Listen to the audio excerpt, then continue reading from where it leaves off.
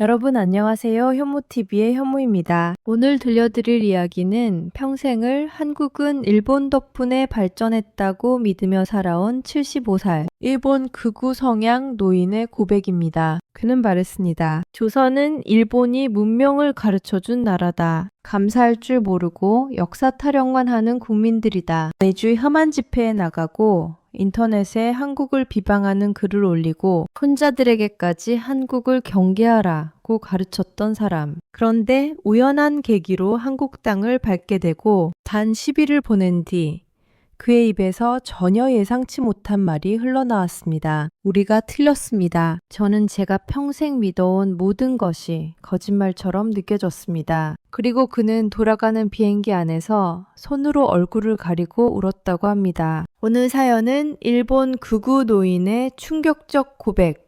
지금부터 시작합니다. 안녕하십니까? 저는 일본 오사카에 사는 야마모토 쇼지, 올해 75살입니다. 먼저 말씀드리고 싶은 것은 저는 평생을 소위 극우라고 불리는 사람으로 살아왔다는 겁니다. 부끄럽지 않습니다. 아니, 부끄럽지 않았습니다. 적어도 한국에 가기 전까지는요. 저는 전후 세대입니다. 아버지는 제국 일본군의 하급 장교였고 패전 이후 빈곤 속에서 저를 키우셨습니다. 아버지는 술만 드시면 늘 이렇게 말씀하셨습니다. 우리는 잘못한 게 없다. 조선을 근대화시켜준 것뿐이다. 미국과 전쟁에서 진 것이 문제지 우리가 한 일은 옳았다. 어린 저는 그 말을 의심 없이 받아들였습니다. 학교에서도 마찬가지였습니다. 선생님들은 일본이 조선을 병합했다고 가르쳤습니다. 식민지 지배라는 말은 교과서 어디에도 없었습니다. 철도를 깔아주고 학교를 세워주고 근대적 법률을 만들어준 것이 왜 나쁜 일인가? 저는 그렇게 배웠고 그렇게 믿었습니다. 대학에 가서도 직장에 들어가서도 결혼하고 아이를 낳아 기르면서도 그 생각은 변하지 않았습니다. 오히려 세월이 갈수록 더 확고해졌습니다. 인터넷이 생기고 제 생각과 같은 사람들을 만나면서 저는 더욱 강해졌습니다. 우리는 틀리지 않았다. 세계가 우리를 오해하고 있을 뿐이다. 은퇴한 뒤 더 적극적으로 활동하기 시작했습니다. 매주 토요일 오후 오사카 시내 광장에서 열리는 보수단체 집회에 참석했습니다. 일장기를 들고 확성기로 외쳤습니다. 한국은 일본을 적대시하는 국가다. 위안부는 조작된 역사다. 독도는 일본 땅이다. 집회가 끝나면 근처 술집에서 동료들과 술을 마셨습니다. 모두들 같은 생각이었습니다. 같은 신념을 가진 사람들과 함께 있으면 저는 외롭지 않았습니다. 집에 돌아와서는 인터넷 커뮤니티에 글을 썼습니다. 한국 관련 뉴스가 나오면 댓글을 달았습니다. 또 시작이군. 역사 타령. 경제가 어려우니까 반일로 눈을 돌리는 거지. 그거 다 일본 아이돌 따라한 거야. 하루에 몇 시간씩 그런 글을 쓰는 게 제 일상이었습니다. 손자들이 놀러 오면 저는 이렇게 말했습니다. 너희는 한국 사람들 조심해야 한다. 겉으로는 웃지만 속으로는 일본을 증오하는 민족이야. 손자들은 할아버지, 그래도 요즘은 아닌 것 같은데요. 이렇게 말하곤 했지만 저는 단호하게 말했습니다. 내가 어려서 몰라서 그래. 할아버지가 오래 살아봐서 아는 거야. 절대 속으면 안 돼. 제 아내조차도 제게 이렇게 말한 적이 있습니다. 당신 그렇게 한국 얘기만 하면서 살면 당신 건강에도 안 좋아요. 조금 내려놓고 사세요. 하지만 저는 들을 수 없었습니다. 내가 이렇게라도 하지 않으면 누가 진실을 말하겠어? 저는 그렇게 믿었습니다. 제가 진실을 지키는 사람이라고요. 그러던 어느 날 제 인생을 완전히 바꿔놓을 전화 한 통이 걸려왔습니다. 큰딸이었습니다. 아버지, 제가 결혼하게 됐어요. 반가운 소식이었습니다. 하지만 다음 말을 듣는 순간 제 손에서 전화기가 떨어질 뻔했습니다. 상대방이 제1교포예요. 한국계 일본인이고 부모님은 한국 서울에 계세요. 머릿속이 하얘졌습니다. 뭐라고? 한국 사람이라고? 아버지 정말 좋은 사람이에요. 서울대 나왔고 지금 도쿄에서 변호사로 일하고 있어요. 제발 한 번만 만나보세요. 저는 단호하게 말했습니다. 안 돼. 그건 안 돼. 내 딸을 한국 사람한테 보낼 순 없어. 딸은 울먹이며 말했습니다. 아버지는 평생 한국을 욕하시면서 정작 한국 사람 한 명 제대로 만나보신 적 있어요? 한국에 가보시기라도 했어요? 그 말에 저는 할 말을 잃었습니다. 전화는 끊어졌습니다. 며칠 동안 저는 밥도 제대로 먹지 못했습니다. 아내가 조용히 말했습니다. 당신 딸이 평생 행복하게 사는 게 중요해요? 아니면 당신 신념이 중요해요? 둘 다 중요하지. 저는 화를 냈지만 속으로는 흔들리고 있었습니다. 일주일 뒤 딸이 다시 전화를 걸어왔습니다. 아버지, 결혼식은 서울에서 할 거예요. 시댁 가족들이 모두 한국에 계시니까요. 아버지가 안 오신다고 해도 저는 결혼할 거예요. 그리고 조용히 덧붙였습니다.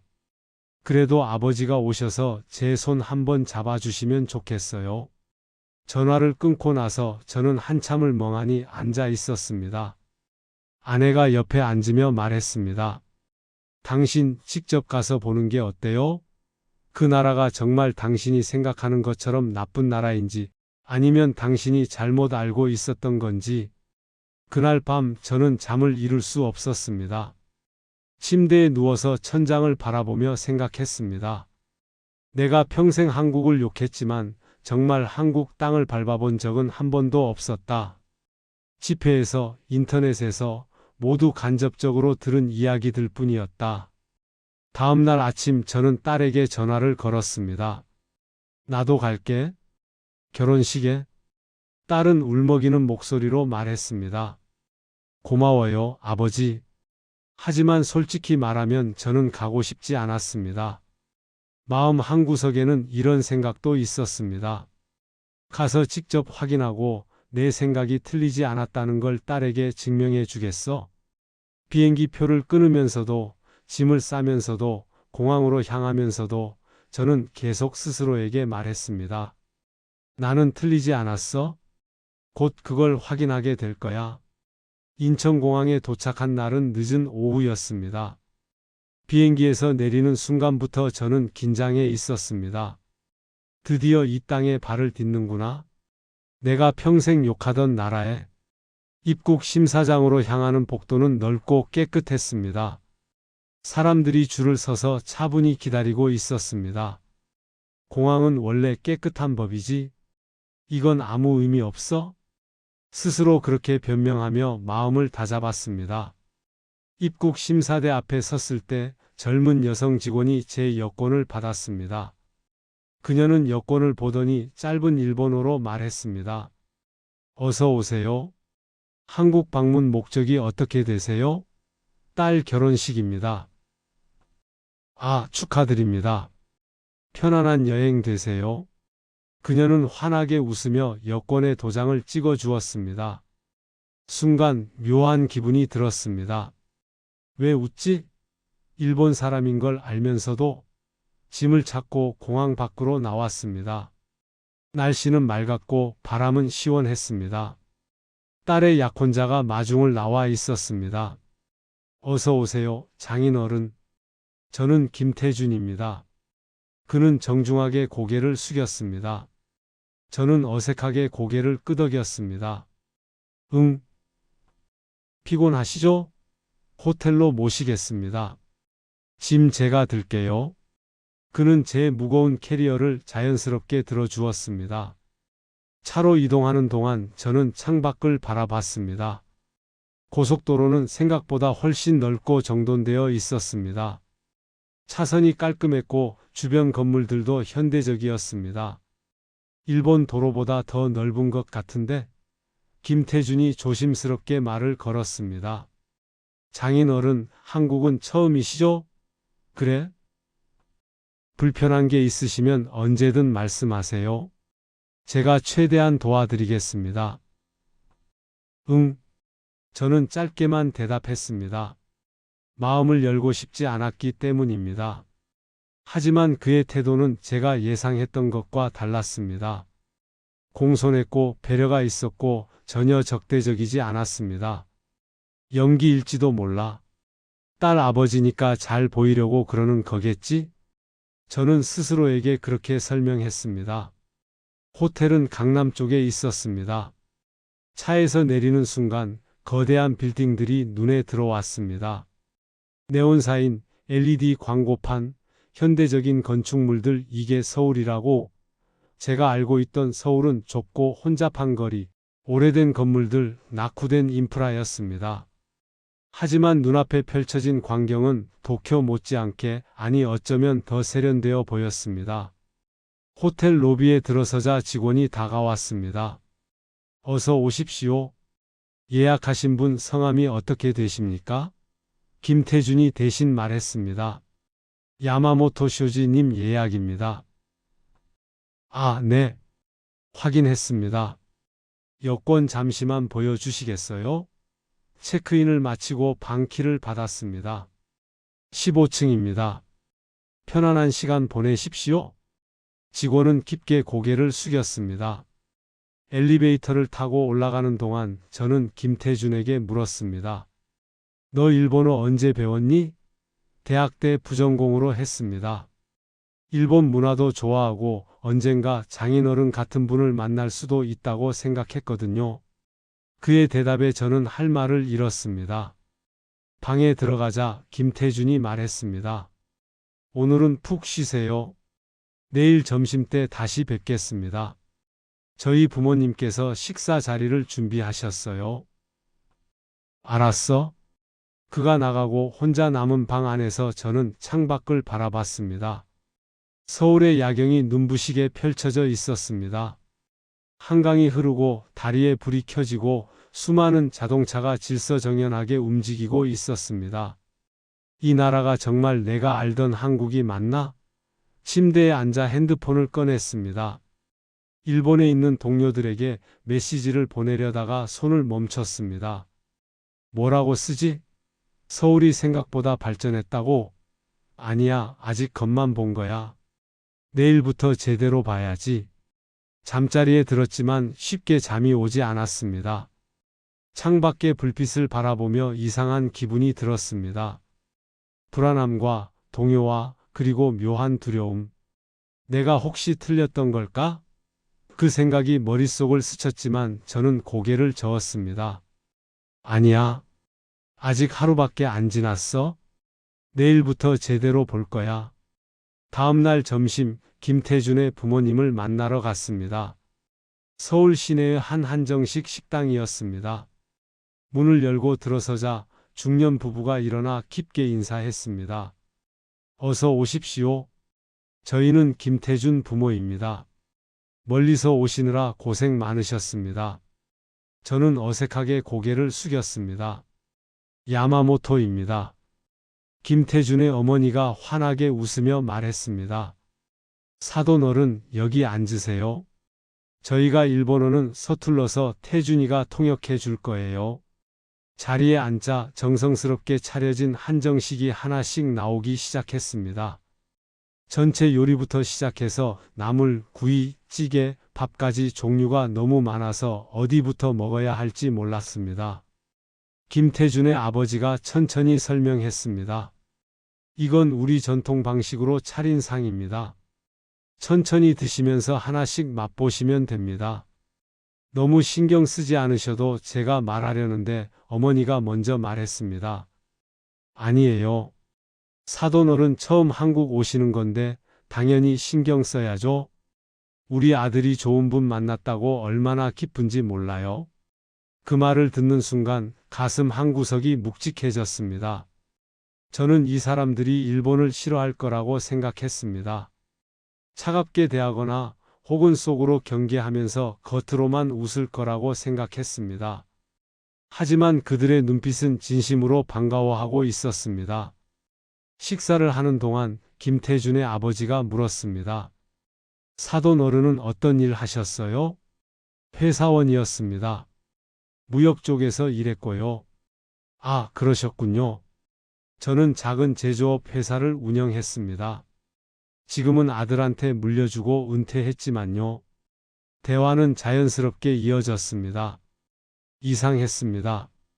저는 이 사람들에게 적대감을 느껴야 했습니다. 아니, 최소한 경계는 해야 했습니다. 하지만 그럴 수가 없었습니다. 그들은 그저 평범한 부모였습니다. 딸을 시집 보내는 제 마음을 이해하고 같이 기뻐해주는 그런 평범한 사람들이었습니다. 식사가 끝나갈 무렵 김태준의 어머니가 작은 보자기에 싼 선물을 건넸습니다. 이건 뭡니까? 한국 전통 찻잔 세트예요. 사돈어른 집에서 저희 생각하실 때 차 한 잔 드시면서 쉬세요. 이렇게까지 하실 필요는 당연한 거예요. 이제 가족이잖아요. 가족. 그 단어가 제 귓가에 울렸습니다. 식당을 나오면서 저는 뒤돌아서서 그들을 바라봤습니다. 손을 흔들며 환하게 웃고 있는 그들을 보며 저는 속으로 중얼거렸습니다. 이 사람들은 내가 생각했던 한국 사람들이 아니다. 셋째 날 아침 저는 혼자 서울 시내를 둘러보기로 했습니다. 김태준이 지하철 노선도와 교통카드를 건네주며 말했습니다. 장인어른, 서울 지하철은 정말 편리하세요. 노선도만 보시면 어디든 갈 수 있어요. 혹시 길 잃으시면 언제든 전화 주세요. 괜찮아? 혼자 다녀볼게. 저는 일부러 혼자 다니고 싶었습니다. 한국의 민낯을 가식 없는 모습을 보고 싶었기 때문입니다. 호텔 근처 지하철역으로 내려갔습니다. 역 안은 깨끗했고 안내 표지판도 명확했습니다. 일본어 표기도 함께 되어 있어서 어렵지 않게 길을 찾을 수 있었습니다. 일본어까지 표기해 두다니 관광객이 많아서겠지? 개찰구를 통과하고 플랫폼으로 내려갔습니다. 출근 시간대였지만 사람들은 질서정연하게 줄을 서서 기다리고 있었습니다. 아무도 새치기를 하지 않았고 밀치는 사람도 없었습니다. 이건 일본이랑 똑같잖아? 아니, 어쩌면 더 조용한 것 같은데? 전동차가 들어왔습니다. 문이 열리자 사람들은 내리는 사람을 먼저 기다린 뒤 차례대로 탑승했습니다. 저도 자연스럽게 그 흐름을 따라 탔습니다. 차 안에서 저는 주변을 관찰했습니다. 젊은 사람들은 대부분 핸드폰을 보고 있었고 노인이 타면 자리를 양보하는 모습이 자주 보였습니다. 한 청년은 임산부가 타자 바로 일어나 자리를 권했습니다. 여기 앉으세요. 고맙습니다. 그 장면을 보며 저는 속으로 생각했습니다. 이건 연출이 아니야. 너무 자연스러워. 몇 정거장을 지나는 동안 저는 계속 관찰했습니다. 시끄럽게 통화하는 사람도 없었고 음식을 먹는 사람도 없었으며 쓰레기를 버리는 사람도 보이지 않았습니다. 내가 알던 한국 사람들은 시끄럽고 무질서하다고 배웠는데 이건 뭐지? 명동역에서 내렸습니다. 역 안은 사람들로 붐볐지만 혼란스럽지 않았습니다. 모두들 자기 갈 길을 가고 있었고 외국인 관광객들도 많이 보였습니다. 에스컬레이터를 타고 올라가는데 모두들 오른쪽에 서 있고 왼쪽은 비워두고 있었습니다. 이것도 일본이랑 똑같네. 지상으로 올라왔을 때 저는 잠시 그 자리에 멈춰 섰습니다. 내가 평생 배운 한국은 이런 나라가 아니었는데 이 사람들은 어떻게 이렇게 질서정연하게 움직이지? 명동 거리를 걸었습니다. 화장품 가게, 옷가게, 식당들이 즐비했고 여러 나라 언어가 들렸습니다. 중국어, 영어, 태국어, 그리고 일본어도 자주 들렸습니다. 한 화장품 가게 앞에서 저는 길을 잃었다는 걸 깨달았습니다. 지도를 보며 서 있는데 한 중년 여성이 다가와 일본어로 말을 걸었습니다. 혹시 길 찾으세요? 도와드릴까요? 저는 깜짝 놀라 뒤를 돌아봤습니다. 아, 네, 이 식당을 찾고 있는데요. 제가 지도를 보여주자 그녀는 웃으며 말했습니다. 아, 여기 바로 2블록 가시면 돼요. 제가 가는 길이니까 같이 가시죠. 아니, 괜찮습니다. 혼자 갈 수 있어요. 아니에요, 금방이에요. 저도 그쪽으로 가는 길이니까요. 그녀는 자연스럽게 앞장서서 걸었습니다. 걸어가면서 그녀가 물었습니다. 일본에서 오셨어요? 여행이세요? 내 딸 결혼식 때문에 왔습니다. 아, 그러시구나. 축하드려요. 한국 처음이세요? 네, 처음입니다. 우와, 그럼 좋은 추억 많이 만드세요. 한국 사람들 친절하니까 불편한 거 있으면 물어보세요. 그녀는 환하게 웃었습니다. 식당 앞에 도착하자 그녀가 말했습니다. 여기에요. 맛있게 드세요. 그리고는 손을 흔들며 자기 갈 길을 갔습니다. 저는 그 자리에 멍하니 서서 그녀의 뒷모습을 바라봤습니다. 왜 낯선 일본인에게 이렇게까지 친절하지? 뭔가 속셈이 있는 건가? 하지만 그녀는 아무것도 요구하지 않았습니다. 그저 친절을 베풀고 갔을 뿐이었습니다. 식당에 들어가 앉았습니다. 메뉴판을 보는데 한글만 가득해서 무엇을 주문해야 할지 막막했습니다. 직원이 다가와 물었습니다. 주문하시겠어요? 저 일본 사람인데요. 메뉴를 잘 모르겠습니다. 제가 서툰 한국어로 말하자 직원은 잠시 생각하더니 스마트폰 번역 앱을 꺼내 들었습니다. 잠시만요. 제가 설명해 드릴게요. 그는 천천히 정성스럽게 메뉴 하나하나를 설명했습니다. 이건 매운 거예요. 이건 안 매워요. 일본 분들은 보통 이거 좋아하세요. 그의 표정에는 짜증이나 불편함이 전혀 없었습니다. 오히려 제가 좋은 선택을 할 수 있도록 진심으로 도와주고 있었습니다. 그럼 이걸로 주세요. 네, 알겠습니다. 조금만 기다려 주세요. 음식이 나왔고 저는 천천히 먹었습니다. 맛있었습니다. 그리고 무엇보다 이 작은 식당에서 느낀 따뜻함이 가슴에 남았습니다. 계산을 하고 나오는데 주인 아주머니가 말했습니다. 맛있게 드셨어요? 또 오세요? 저는 고개를 숙여 인사하고 밖으로 나왔습니다. 거리를 걸으며 저는 혼란스러웠습니다. 이 사람들은 내가 일본 사람인 걸 알면서도 왜 이렇게 잘해주지? 우리를 싫어한다고 배웠는데 이건 뭐지? 넷째 날 아침 저는 호텔 욕실에서 미끄러져 손목을 삐끗했습니다. 크게 다친 건 아니었지만 통증이 있어서 김태준에게 전화했습니다. 장인 어른 괜찮으세요? 제가 바로 모시고 병원 갈게요. 아니, 혼자 갈 수 있어? 근처 병원만 알려줘. 그럼 호텔 근처에 정형외과가 있어요. 주소 보내드릴게요. 정 안 되시면 전화 주세요. 저는 택시를 타고 병원으로 갔습니다. 병원에 도착하니 로비는 깨끗했고 안내 데스크에 직원이 친절하게 앉아 있었습니다. 어서 오세요. 어디 불편하세요? 저는 서툰 한국어로 말했습니다. 손목 아파요. 저 일본 사람입니다. 직원은 전혀 당황하지 않고 말했습니다. 아, 네. 괜찮으세요? 여권이랑 여행자 보험 있으세요? 여권은 있는데 보험은 괜찮아요. 일단 진료 먼저 받으시고 나중에 정산하시면 돼요. 여기 앉아서 이 서류 작성해 주세요. 그녀는 일본어가 병기된 서류를 건네주었습니다. 대기실에서 잠시 기다리자 곧 제 이름이 불렸습니다. 야마모토 쇼지님 진료실에 들어가니 젊은 남자 의사가 웃으며 맞아주었습니다. 안녕하세요. 어디 불편하세요? 저는 손목을 보여주며 설명했습니다. 의사는 천천히 정확하게 진찰했습니다.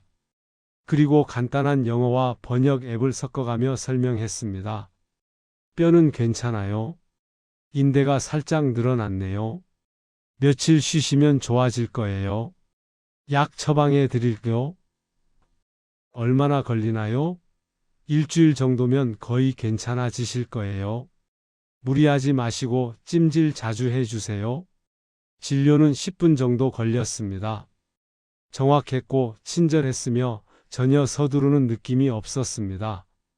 수납을 하러 갔을 때 저는 비용을 보고 놀랐습니다. 이게 전부입니까? 네, 간단한 진료라서요. 약값 포함해서 이 정도예요. 일본에서 같은 진료를 받으면 이것보다 훨씬 비쌌을 겁니다. 게다가 예약도 필요 없었고 대기 시간도 짧았습니다. 약국에서 약을 받고 나오면서 저는 생각했습니다. 이 나라 의료 시스템은 정말 잘 되어 있구나. 외국인인 나에게도 이렇게 빠르고 정확하게 대응하다니.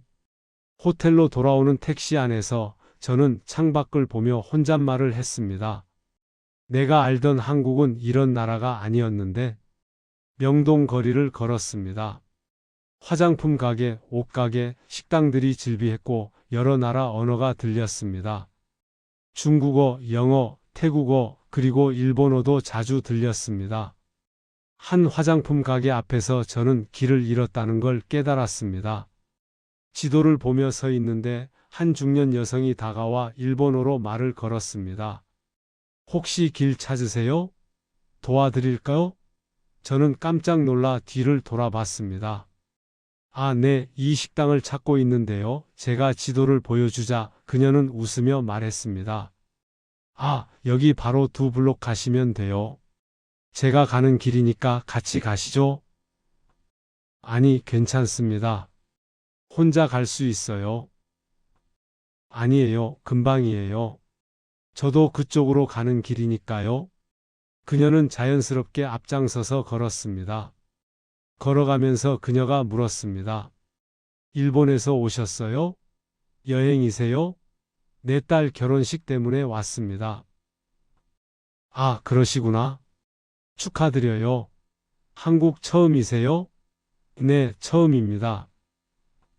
우와, 그럼 좋은 추억 많이 만드세요. 한국 사람들 친절하니까 불편한 거 있으면 물어보세요. 그녀는 환하게 웃었습니다. 식당 앞에 도착하자 그녀가 말했습니다. 여기에요. 맛있게 드세요. 그리고는 손을 흔들며 자기 갈 길을 갔습니다. 저는 그 자리에 멍하니 서서 그녀의 뒷모습을 바라봤습니다. 왜 낯선 일본인에게 이렇게까지 친절하지? 뭔가 속셈이 있는 건가? 하지만 그녀는 아무것도 요구하지 않았습니다. 그저 친절을 베풀고 갔을 뿐이었습니다. 식당에 들어가 앉았습니다. 메뉴판을 보는데 한글만 가득해서 무엇을 주문해야 할지 막막했습니다. 직원이 다가와 물었습니다. 주문하시겠어요? 저 일본 사람인데요. 메뉴를 잘 모르겠습니다. 제가 서툰 한국어로 말하자 직원은 잠시 생각하더니 스마트폰 번역 앱을 꺼내 들었습니다. 잠시만요. 제가 설명해 드릴게요. 그는 천천히 정성스럽게 메뉴 하나하나를 설명했습니다. 이건 매운 거예요. 이건 안 매워요. 일본 분들은 보통 이거 좋아하세요. 그의 표정에는 짜증이나 불편함이 전혀 없었습니다. 오히려 제가 좋은 선택을 할 수 있도록 진심으로 도와주고 있었습니다. 그럼 이걸로 주세요. 네, 알겠습니다. 조금만 기다려 주세요. 음식이 나왔고 저는 천천히 먹었습니다. 맛있었습니다. 그리고 무엇보다 이 작은 식당에서 느낀 따뜻함이 가슴에 남았습니다. 계산을 하고 나오는데 주인 아주머니가 말했습니다. 맛있게 드셨어요? 또 오세요? 저는 고개를 숙여 인사하고 밖으로 나왔습니다. 거리를 걸으며 저는 혼란스러웠습니다. 이 사람들은 내가 일본 사람인 걸 알면서도 왜 이렇게 잘해주지?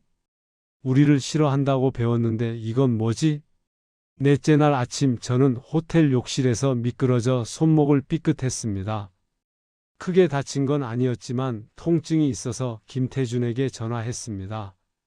장인 어른 괜찮으세요? 제가 바로 모시고 병원 갈게요.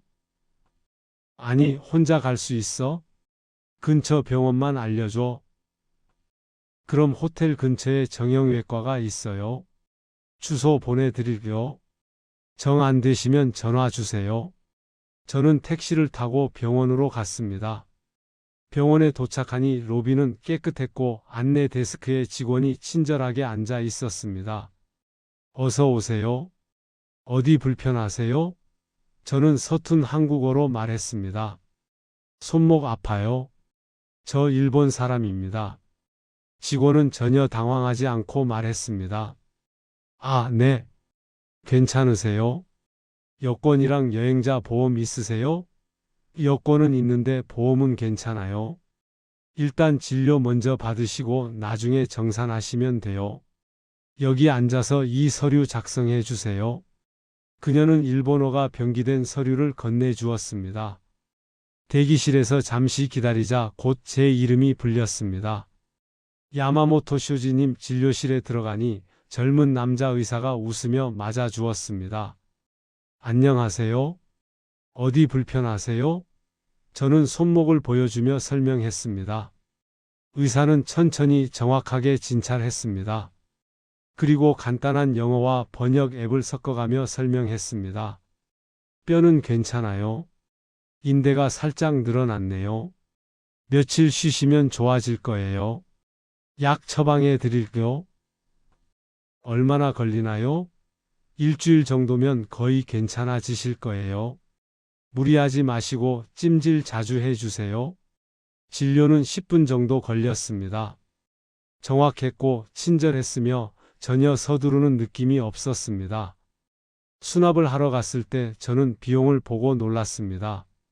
이게 전부입니까? 네, 간단한 진료라서요. 약값 포함해서 이 정도예요.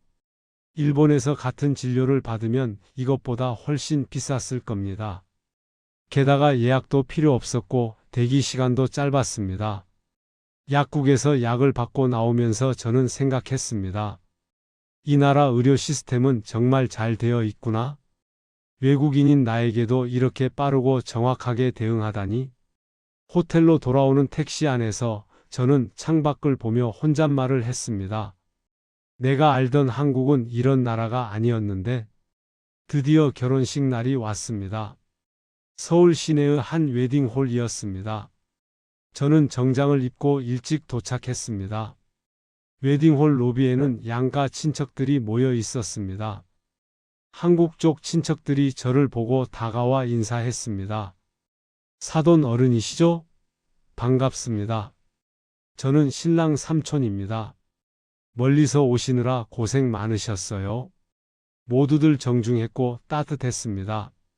제가 일본 사람이라는 걸 알면서도 전혀 불편한 기색이 없었습니다.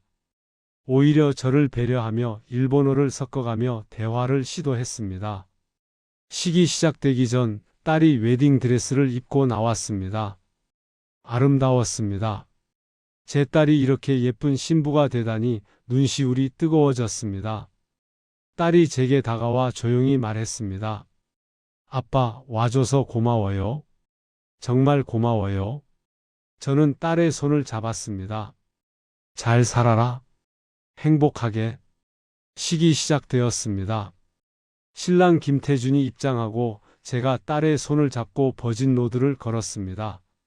하객들이 박수를 쳤습니다. 단상에 올라 신랑에게 딸의 손을 건네는 순간 저는 이상한 감정을 느꼈습니다. 이 청년은 내 딸을 정말 사랑하는구나. 그리고 이 청년의 가족들은 정말 좋은 사람들이구나. 내가 평생 적대시했던 나라 사람들이 지금 내 딸을 가족으로 맞아주고 있었습니다. 진심으로 따뜻하게. 주례 선생님의 말씀이 이어졌습니다. 결혼은 서로 다른 두 사람이 하나가 되는 것입니다. 그리고 두 가족이 하나가 되는 것입니다. 국경도 언어도 과거도 넘어서서 사랑으로 하나가 되는 것입니다. 그 말을 듣는 순간 저는 눈물이 날 것 같았습니다. 국경도 언어도 과거도 넘어서 제가 평생 붙잡고 있던 과거가 지금 이 순간 무너지고 있었습니다. 식이 끝나고 피로연이 시작되었습니다. 한국식 뷔페였는데 음식 종류가 정말 많았습니다. 한식, 양식, 일식까지 다양하게 준비되어 있었습니다. 김태준의 할아버지가 제게 다가와 말을 걸었습니다. 그분은 80대 정도 되어 보였습니다. 사돈 어른 반갑습니다. 저는 신랑 할아버지입니다. 아, 네, 반갑습니다. 저는 공손하게 인사했습니다. 할아버지는 잠시 말을 멈추더니 조용히 말했습니다. 저는 일제강점기를 겪은 세대입니다. 순간 제 몸이 굳었습니다. 힘든 시절이었습니다. 많은 것을 잃었죠. 하지만 할아버지는 웃으며 말을 이었습니다. 지금 이렇게 우리 손자가 일본 분의 따님과 결혼하는 걸 보니 세상 참 많이 변했다는 생각이 듭니다. 죄송합니다. 저는 그 말밖에 할 수 없었습니다. 아니에요. 사과하실 필요 없어요. 우리는 과거를 기억하지만 미래를 위해 삽니다. 저 젊은이들이 행복하면 그게 제일 중요한 거 아니겠어요? 할아버지는 제 어깨를 토닥이며 웃었습니다. 저는 할 말을 잃었습니다. 제가 평생 만나야 했던 사람은 바로 이런 분이었습니다. 역사를 기억하지만 증오에 머물지 않는 사람, 과거를 인정하지만 미래를 선택하는 사람. 결혼식 다음 날 저는 혼자 전쟁기념관을 찾아갔습니다. 가고 싶지 않았습니다. 하지만 가야만 했습니다. 제가 평생 외면했던 진실을 이제는 직접 마주해야 한다고 생각했습니다. 전쟁기념관 앞에 서자 거대한 건물이 눈에 들어왔습니다. 입구에는 625 전쟁 당시의 전차와 비행기가 전시되어 있었습니다. 안으로 들어가니 조용한 분위기가 흘렀습니다. 전시실을 둘러보기 시작했습니다. 고대부터 현대까지의 한국 전쟁사가 정리되어 있었습니다. 그리고 일제강점기 전시관이 나왔습니다. 저는 잠시 멈춰 섰습니다. 들어갈까 말까? 하지만 결국 발걸음을 옮겼습니다. 벽에는 사진들이 빼곡히 걸려 있었습니다. 강제징용된 사람들, 위안부 피해자들, 독립운동가들의 사진과 기록들. 한 코너에는 일본군이 작성한 문서들이 전시되어 있었습니다. 조선인 징용명부, 위안소 운영 지침 같은 제목들이 보였습니다. 이건 부정할 수 없는 증거였습니다. 저는 천천히 전시물들을 보며 걸었습니다. 어떤 할머니의 증언 영상이 재생되고 있었습니다. 우리는 끌려갔습니다. 아무것도 모르는 어린 나이에. 그리고 돌아오지 못한 친구들도 많습니다. 영상을 보는 동안 제 손이 떨렸습니다. 이게 우리가 한 일이구나. 이게 내가 평생 부정했던 진실이구나. 한 전시판에는 이런 문구가 적혀 있었습니다. 우리는 역사를 잊지 않습니다. 하지만 증오로 살지 않습니다. 기억은 반복을 막기 위한 것이지 복수를 위한 것이 아닙니다. 그 문구를 읽는 순간 눈물이 흘렀습니다. 저는 평생 이 나라 사람들이 일본을 증오한다고 믿었습니다. 하지만 그들은 증오가 아니라 기억을 선택했습니다. 복수가 아니라 교훈을 선택했습니다. 전시관을 나와 벤치에 앉았습니다. 하늘을 올려다보니 구름이 천천히 흘러가고 있었습니다. 저는 두 손으로 얼굴을 감쌌습니다. 나는 평생을 거짓 위에서 살았구나. 편한 것만 믿고 불편한 건 외면하고. 한참을 그렇게 앉아 있다가 저는 핸드폰을 꺼내 일본에 있는 집회 동료에게 메시지를 보냈습니다. 미안하지만 나는 더 이상 집회에 나가지 않을 것 같네. 내가 잘못 알고 있었어? 곧 답장이 왔습니다. 뭔 소리야? 한국에 가더니 세뇌당한 거야? 저는 답장을 보내지 않았습니다. 대신 핸드폰을 주머니에 넣고 일어섰습니다. 한국에서의 마지막 밤이었습니다. 저는 한강공원을 찾았습니다. 김태준이 장인어른 한강 야경 꼭 보세요. 정말 아름다워요 라고 추천했던 곳이었습니다. 밤 9시쯤 한강공원에 도착했습니다. 강물 위로 불빛이 반짝이고 다리에는 조명이 켜져 있었습니다. 사람들이 산책하고 자전거를 타고 돗자리를 깔고 앉아 이야기를 나누고 있었습니다. 벤치에 앉아 강을 바라봤습니다. 평화로웠습니다. 밤인데도 무섭지 않았고 사람들은 모두 자기 시간을 즐기고 있었습니다. 젊은 연인들, 가족들, 혼자 온 사람들 모두가 편안해 보였습니다. 저는 지난 일주일을 떠올려 봤습니다. 인천공항에서 느낀 당황스러움, 지하철에서 본 질서, 명동 거리에서 만난 친절, 병원에서 경험한 시스템, 결혼식에서 느낀 따뜻함, 전쟁기념관에서 마주한 진실. 모든 것이 제가 평생 믿어온 것과 달랐습니다. 한국은 시끄럽고 무질서한 나라다. 거짓이었습니다. 한국은 일본을 증오하는 나라다. 거짓이었습니다. 한국은 아직 일본에 한참 뒤처진 나라다. 거짓이었습니다. 저는 스스로에게 물었습니다. 나는 왜 이렇게 살아왔을까? 왜 직접 보지도 않고 판단했을까? 왜 편한 거짓만 믿고 불편한 진실은 외면했을까? 대답은 간단했습니다. 두려웠기 때문입니다. 제가 틀렸다는 걸 인정하는 게 두려웠고 평생 믿어온 신념이 무너지는 게 두려웠습니다. 그래서 저는 계속 거짓 속에 머물렀습니다. 하지만 이제는 알았습니다. 진짜 용기는 틀렸다는 걸 인정하는 것이고 진짜 성숙함은 바꿀 수 있다는 것을. 옆 벤치에 한국인 노부부가 앉았습니다. 할아버지가 할머니에게 따뜻한 차를 건네며 뭐라고 말하고 할머니가 웃으며 받아 마셨습니다. 그 모습이 너무나 평범하고 너무나 아름다웠습니다. 저는 그들에게 조심스럽게 일본어로 말을 걸었습니다. 실례합니다. 저 사진 한 장 찍어 드릴까요? 할아버지가 놀라며 일본어로 대답했습니다. 아, 일본 분이세요? 괜찮아요, 괜찮아요. 한국 여행은 어떠세요? 할머니가 물었습니다. 저는 잠시 말을 멈췄다가 천천히 대답했습니다. 제 인생을 바꾼 여행이었습니다. 오, 그렇게까지 좋으셨어요? 네. 제가 많은 걸 깨달았습니다. 할아버지가 웃으며 말했습니다. 그럼 다행이네요. 또 오세요. 한국은 언제나 환영입니다. 그 말을 들으며 저는 눈시울이 뜨거워졌습니다. 언제나 환영입니다. 제가 평생 적대시했던 나라가 저를 환영한다고 말하고 있었습니다. 다음 날 아침 인천공항으로 향했습니다.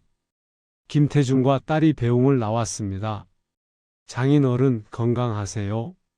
또 오세요? 아버지 다음에 또 와요. 사랑해요. 저는 딸을 꼭 안아주었습니다. 잘 살아라. 행복하게.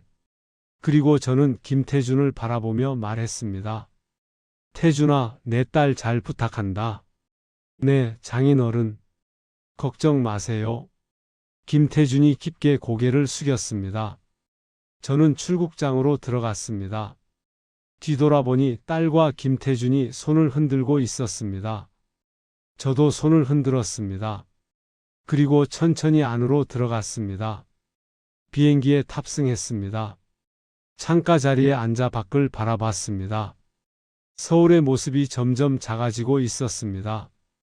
이륙하는 순간 저는 눈물을 참을 수 없었습니다.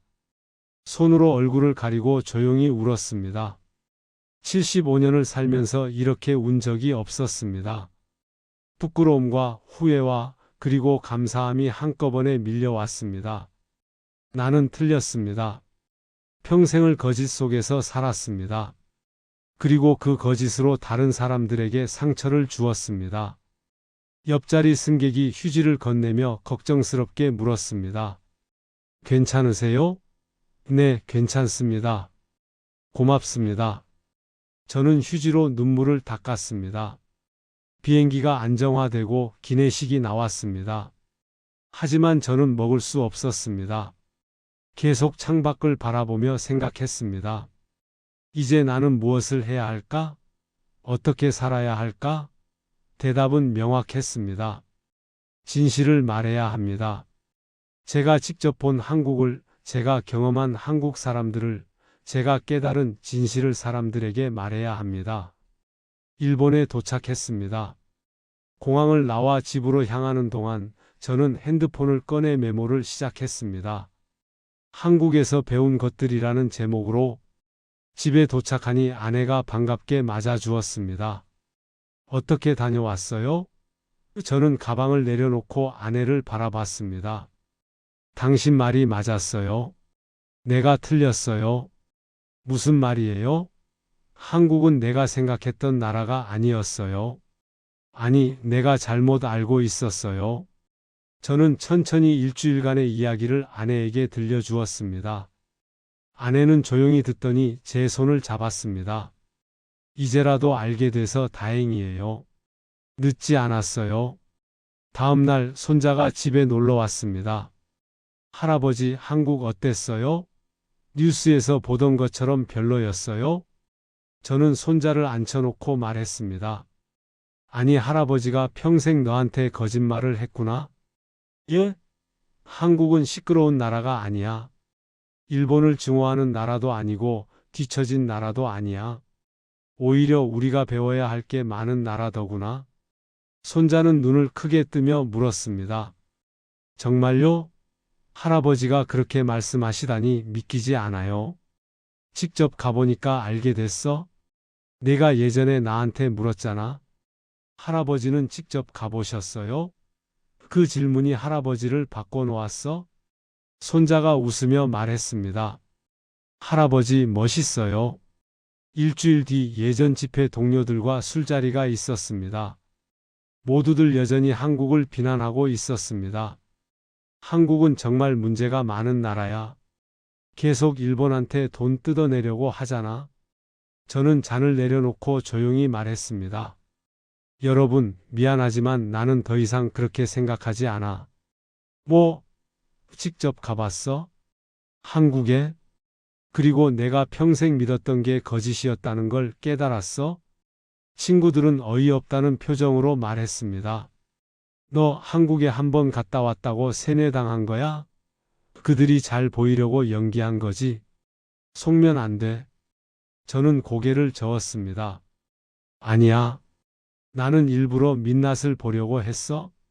혼자 지하철도 타고 병원도 가고 거리도 걸어 다녔어? 그리고 봤어? 그 나라의 진짜 모습을? 그래서 그들은 우리가 생각하는 것보다 훨씬 성숙하고 훨씬 질서정연하고 훨씬 친절했어. 그리고 무엇보다 우리를 증오하지 않았어? 친구 한 명이 비웃으며 말했습니다. 너 이제 배신자네? 저는 조용히 대답했습니다. 배신자라고 불려도 괜찮아?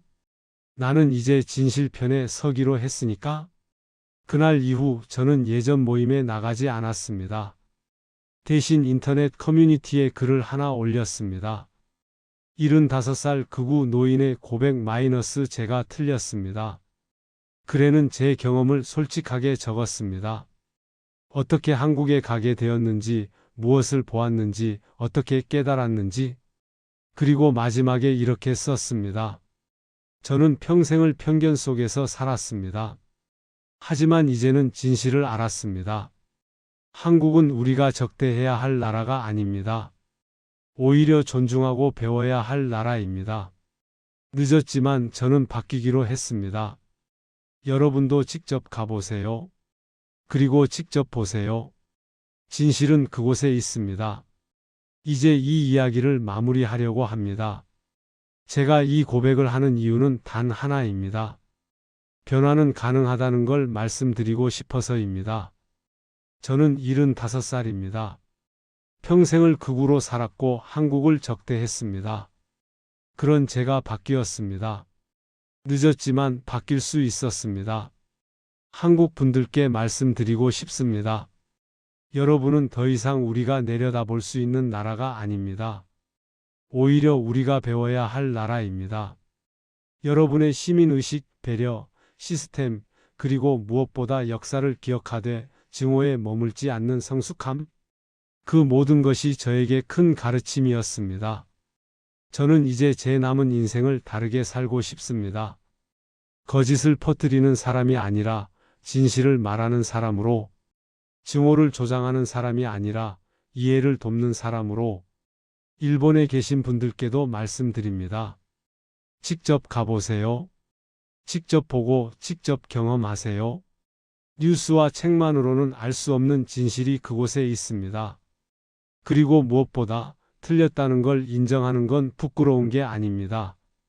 진짜 부끄러운 건 틀렸는데도 계속 고집하는 겁니다. 저는 언젠가 다시 한국을 방문하고 싶습니다.